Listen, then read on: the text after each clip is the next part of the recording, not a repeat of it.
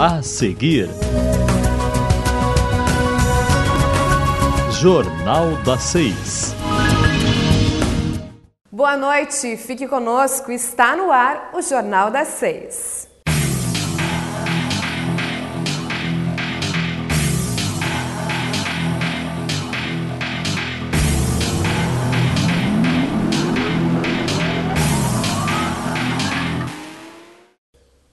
Começamos o jornal de hoje com uma boa notícia. Após praticamente 2 semanas, a Escola Estadual Rui Barbosa retoma as aulas normalmente.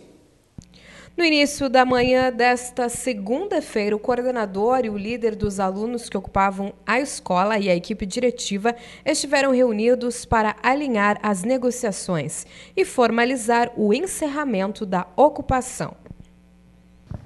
Muito bem, nós estivemos reunidos hoje pela manhã, desde as 9 horas, com o representante dos alunos, né, do movimento de ocupação, representantes da equipe diretiva da escola, professores, outros órgãos estudantis representando, né, também os estudantes, aonde definimos então, juntamente com eles, após aproximadamente 1h30 de conversa, eles trouxeram as reivindicações, fizemos acordos juntos, né, coordenadoria, equipe diretiva da escola e os alunos, para então promovermos a partir de hoje a desocupação da Escola Estadual de Ensino Médio Rui Barbosa. Fizemos isso e eu quero aqui louvar também a atitude dos alunos dentro de um processo pacífico, né, sem confronto, sem conflito. Era isso que nós esperávamos, né? Muitos pais nos questionavam, né, para que nós tomássemos uma decisão imediata, mas nós desde o início respeitamos o movimento dos alunos, esse movimento de luta, movimento de reivindicação que os alunos fizeram. E com isso, através de um movimento pacífico, conseguimos então, juntamente com os alunos, fazer esse processo de desocupação.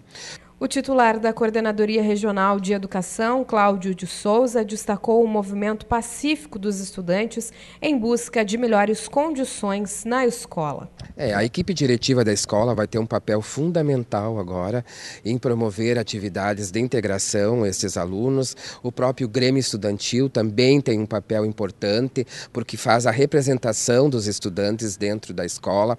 A coordenadoria vai estar acompanhando esse processo agora, onde as relações precisam ser refeitas, né, entre aluno, professor, professor, né? Então nós vamos estar também pensando ações que possam facilitar, né, esse retorno às relações. Mas eu acredito que a preocupação principal agora é o retorno às aulas, é darmos conta desses dias que nós ficamos paralisados. Queremos garantir aos pais a recuperação da carga horária, a recuperação dos dias letivos, a recuperação dos conteúdos.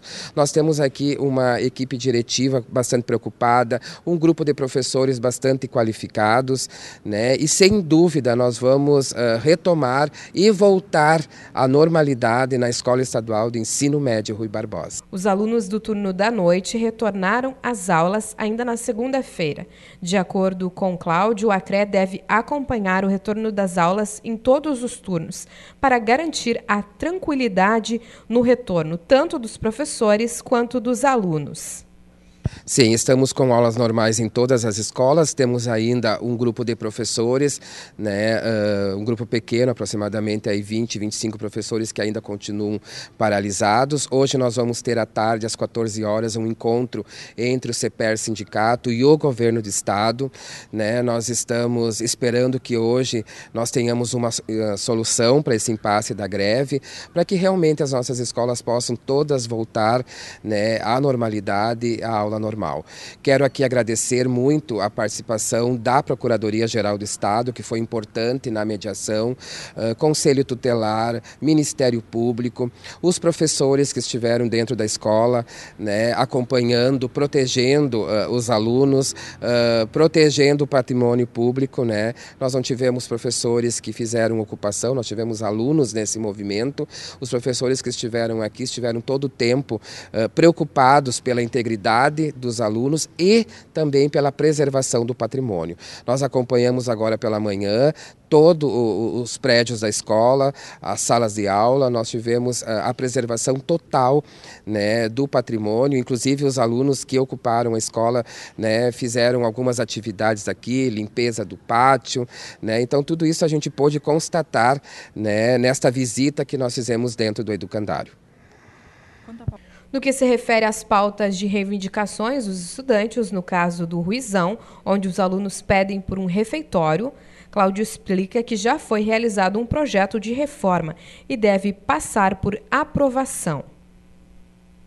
Nós temos uma pauta que aqui no Ruizão é uma pauta bastante importante, que é a construção do refeitório, que é uma demanda muito antiga da escola. Realmente é uma escola que não tem um refeitório, né? Nós encaminhamos então o projeto, né, com a coordenadoria de obras, né, para podermos fazer então a execução dessa obra. Já estamos com o projeto pronto, né, feito, e agora seguimos para um outro passo, que é o passo da licitação e da contratação. Mas eu disse para os alunos que nós estamos garantindo a obra do refeitório aqui na escola, que foi uma das principais lutas e um dos principais pedidos que os alunos do movimento de ocupação trouxeram na sua pauta. Nós ainda não temos de forma detalhada quais as escolas que serão atingidas com este valor, né? Isso a gente deve ter durante essa semana. Apenas temos o anúncio que sim, que teremos escolas aqui da nossa abrangência que receberão recursos dentro deste montante de 40 milhões que será pago agora no final do primeiro semestre. Existe já uma expectativa de mais 40 milhões para o segundo semestre, contemplando mais escolas. Então, acho que sim, é uma preocupação que nós temos com a infraestrutura das nossas escolas, né? No tocante, né, das questões da rede elétrica, das questões do hidrossanitário, espaços pedagógicos privilegiados, né? E o refeitório é um espaço que realmente a escola necessita, é um espaço que a escola tem que ter e que nós precisamos estar constantemente batalhando para que os nossos alunos possam ter uma escola pública de qualidade. E na sessão da Câmara de Vereadores desta segunda-feira, foi aprovado durante sessão na noite uma moção de apelo contra o projeto de lei 44 de 2016, que era uma das reivindicações dos estudantes. Depois de muita negociação feita com a PGE e o Estado e com a coordenadoria também, decidimos que por bem a gente voltaria para as aulas, porque nossas reivindicações, como o professor Cláudio falou, na sua maioria foram atendidas, salvo a PL 44, que a gente vai continuar lutando para ela ser retirada, o processo ser retirado, de forma que isso viria a prejudicar muitos estudantes de todo o estado, enfim. A gente continua nessa luta, a gente, como falei, a gente teve as nossas pautas, a maioria atendidas a princípio. A única coisa que a gente ainda tem meio um pé atrás em relação aos 40 milhões que foram destinados a 300 escolas. A gente não tem certeza se uma das escolas atendidas é o nosso Ruizão, mas a gente acredita que se for bom para a gente e se não for, bom para as outras escolas, porque a nossa luta, como a gente vem desde o começo falando, não é só pela nossa escola, pela educação pública em todos os lugares. A educação pública deve ser mantida pública e de qualidade. A lei de autoria do Governo do Estado trata da qualificação de entidades públicas como organizações sociais. Abre, então, prerrogativa para a participação privada em instituições como escolas da rede estadual de ensino. A moção foi apresentada pela vereadora Rosane Simon e foi assinada por todas as bancadas, exceto pelos parlamentares da bancada do PMDB. A parceria público-privada, eu acho que o colega Marco já esclareceu, ela é passível de realização, especialmente eu também sou favorável em algumas questões, em áreas onde o poder público ou o papel do Estado não seja tão relevante. Mas nós tratarmos áreas assim, vamos dizer assim, de necessidade ou de importância primária para a população, como saúde, educação, principalmente, por uma organização social que vai ser composta, vai ser montada, organizada essa organização, articulada, e nesta composição podem estar lá membros de uma mesma família, compadres, amigos, enfim. Não necessariamente pessoas que tenham a qualificação técnica para gerir aquele serviço. Manuela dizia isso assim, como uma forma de nós entendermos. Esta organização social vai fazer a gestão, ela vai administrar a escola X, pública, e aí ela vai contratar, eu falava antes da questão de que para hoje você exercer, nós temos aqui professores, um serviço público. O concurso público ele é fundamental porque daí você não chama o teu compadre, o teu amigo, porque você quer facilitá-lo. Ele passa pelo crivo de um concurso. Então, aqui está o critério da impessoalidade. E aí, alguém vai administrar esse serviço, ou da saúde, que é outra questão tão importante, sem ter o conhecimento técnico, ou eu posso criar uma organização social, passar para o meu irmão administrar ela, e aí a gente sabe como é que se dá. Uma coisa é você fazer numa empresa privada, se você tem prejuízo, dane-se, essa empresa não bem administrada vai quebrar, a lesão do patrimônio é tua. Mas aqui nós vamos estar usando o recurso do Krieger, da Rosane, do Chico, da Maria, num serviço público essencial, volto a dizer. Então, outra questão, nós sabemos que não podemos ter, dentro de um mesmo serviço, 2 tipos de trabalhadores com direitos diferentes. Essas organizações sociais vão contratar trabalhadores seletistas. E os professores são concursados estatutários. Muito bem, daqui a pouco você vai ter que usar mais recurso, daí o princípio da economia, que é o que estão argumentando aí, que vai trazer, porque senão não teria argumento para que fazer isso, o governador usa isso, que é para trazer economia no momento de crise. Para equiparar esses trabalhadores vai ter que ser usado mais recurso ainda, né? Então, o outro exemplo que ela nos trouxe é o problema do desvios que podem estar acontecendo e que acontecem. Ela estudou com muita clareza, com muito afinco a questão de São Paulo. A prefeitura, o governo de São Paulo, teve agora há pouco, é bem verdade, escondido pelas grandes mídias, a questão do desvio da merenda escolar, né? Eu vou passar para o meu amigo X, que faz o transporte e que faz a venda dessa merenda, desses produtos. Então, não existe uma fiscalização por parte nem, vamos dizer assim, dos deputados. O poder público não pode fiscalizar esse serviço que ele encaminha o recurso. Então, tem sim, como disse o colega Marcos, muitos vácuos, muitas lacunas nesse projeto de lei que são temerários. Por isso que se pede que seja retirado, melhor estudado. Dados do Instituto de Pesquisa Econômica Aplicada revelam aumento do nível de desemprego no Brasil, principalmente entre os jovens com idades entre 14 e 24 anos. Uma situação que se repete, mas com menos intensidade aqui no Rio Grande do Sul. 2 pesquisas e um dado comum. Os jovens que mais estudam são os que mais têm possibilidades de colocação no mercado de trabalho. Pela pesquisa nacional do IPEA, a taxa de desemprego entre os jovens aumentou de 15,25% no último trimestre do ano passado para 26,36% no primeiro trimestre desse ano. Na região sul, onde a taxa de desemprego é a mais baixa do país, o índice aumentou de 5,69% para 7,35%. Já a PED, a Pesquisa de Emprego e Desemprego da Fundação Estadual de Economia e Estatística, mostra os jovens como o grupo que historicamente apresenta a maior taxa de desemprego. Mas ela não cresceu no Rio Grande do Sul. O dado positivo da PED é que o número de jovens que estão se dedicando apenas aos estudos cresceu de 26,8% no último trimestre de 2015 para 30,26% no primeiro trimestre desse ano.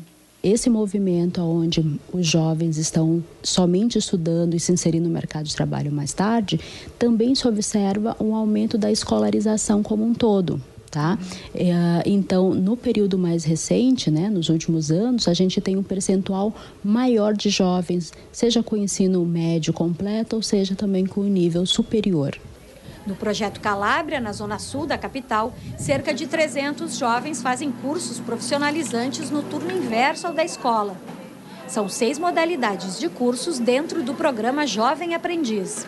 Os cursos são estritamente gratuitos, né? O jovem ele não paga para fazer o curso, pelo contrário, ele na condição de aprendiz, que é contratado por uma empresa, ele tem a carteira assinada, recebe o benefício e mais o vale transporte, para poder realizar o curso aqui conosco. No momento que eles concluem esse curso, eles vão ter um certificado, vão ser certificados 1 ano e meio de curso, né? E isso os qualifica melhor para o mercado de trabalho. Alguns são inseridos dentro deste meio, no caso deles aqui o designer gráfico, né? E eles têm uma maior probabilidade de empregabilidade do que um jovem que só frequenta a escola regular. E quanto maior é a qualificação, menor é a possibilidade do jovem ficar desempregado. Eu pretendo continuar, né, com os projetos de design gráfico e também para partir para outros projetos, né, novos projetos.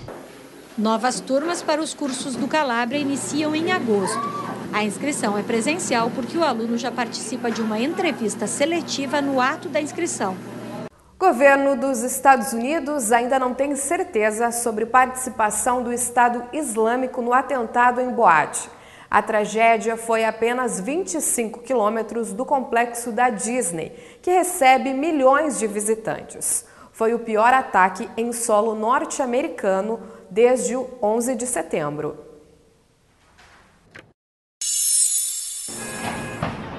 Um vizinho da boate gravou um vídeo da janela da casa dele.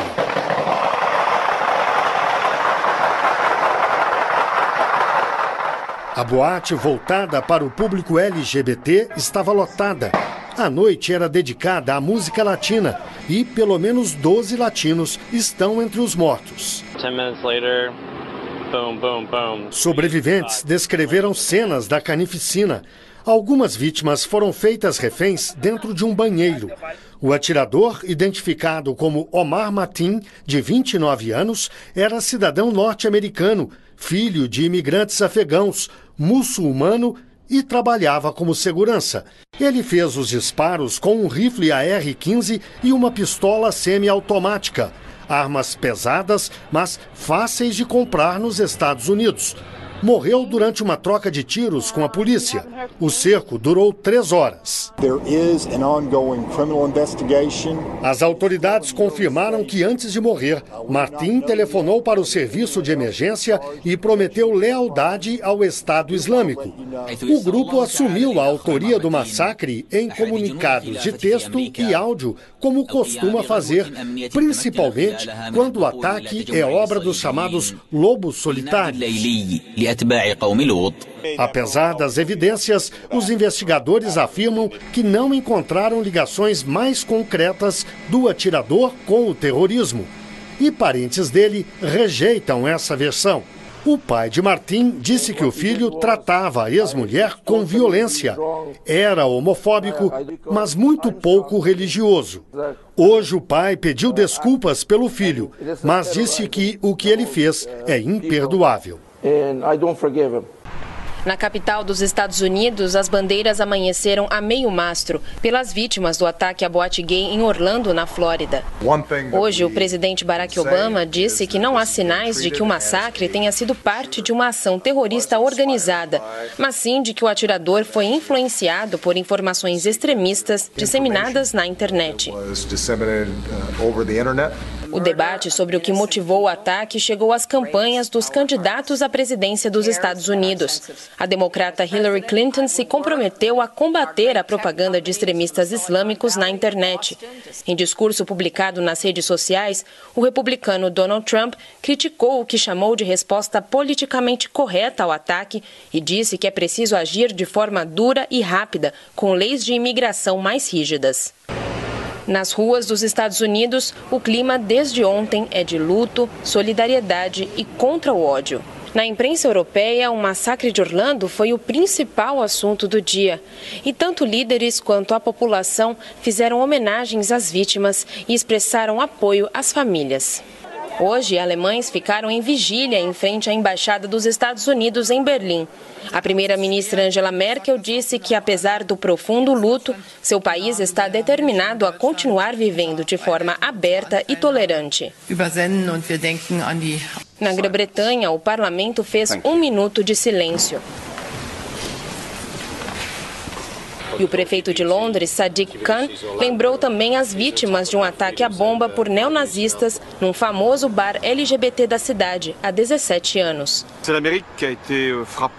O presidente da França, François Hollande, disse que o ataque em Orlando teve como alvo a própria liberdade de escolher o jeito de viver e que o país vai se envolver ainda mais na luta por igualdade e contra o terrorismo. Você gosta de teatro? Então, nesta sexta-feira no SESC, você tem a oportunidade de prestigiar uma apresentação de um grupo aqui de Ijuí. O grupo Vira Ser Teatro apresenta Aparecida, uma adaptação da poesia Quem Matou a Aparecida, de Ferreira Goulart. O grupo Vira Ser Teatro nasceu dos desejos de um coletivo de jovens ansiosos por fazer da arte seu instrumento de educação, de politização e de entretenimento. O grupo Vira Ser Teatro de Ijuí foi assim batizado em 27 de março de 1991. Então, é um grupo de teatro que tem essa trajetória por diferentes fases, mas que foi fundado, então, em 1991. Foi, enfim, um grupo de estudantes, de amigos revolucionários que se juntaram para, então, tentar usar da ferramenta do teatro uma forma de expressar aquilo que lhes vinha inquietando no momento.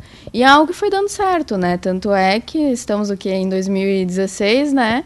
De 91 para cá, tem um monte de história para contar. E o Vira Ser Teatro, então, no momento atual, né? Enfim, ele foi fundado pelo Juca Batista, né? Que é o nosso produtor. Mas então, voltando agora um pouco o que estaria sendo Vira Ser Teatro nesse momento, a gente gosta de trabalhar com o teatro como uma ferramenta de se comunicar com, enfim, com as crianças, com todas as faixas etárias. E nesta sexta-feira será apresentada a adaptação da poesia Quem Matou a Aparecida, de Ferreira Goulart, história de uma favelada que ateou fogo nas vestes. Aparecida, esta moça cuja história vai ser contada pelo grupo. Então, a Aparecida é a adaptação do poema de Ferreira Goulart, Quem Matou a Aparecida, né? E a gente do grupo vem trabalhando esse poema desde 2011, é a terceira montagem, no caso, e trata, basicamente, das opressões que as mulheres sofrem na sociedade, mas das mulheres periféricas, né? Das mulheres que não têm tantas condições, das mulheres que a gente sabe que são mais alvo dessas opressões, né? E a gente sabe dessa importância, principalmente agora, né? Que a mídia está tendo uma abertura maior para tratar de casos assim como violência contra a mulher. A gente sabe que não é de agora, mas que é agora que está tendo um enfoque maior, né?